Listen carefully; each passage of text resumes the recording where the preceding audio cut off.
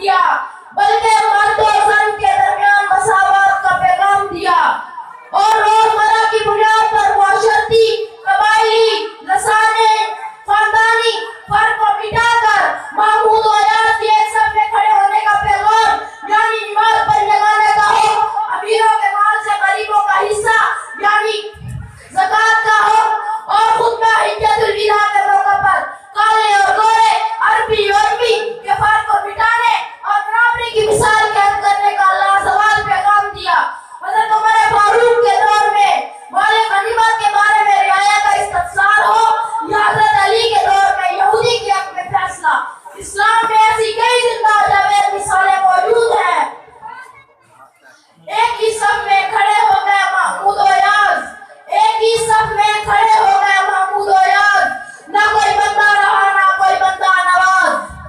دوسری طرف مادی ترقی کے اس دور میں انسانی اخلاق کی تنزلی کی بنیادی وجہ مساوات کا عدم دستیاب ہونا ہے۔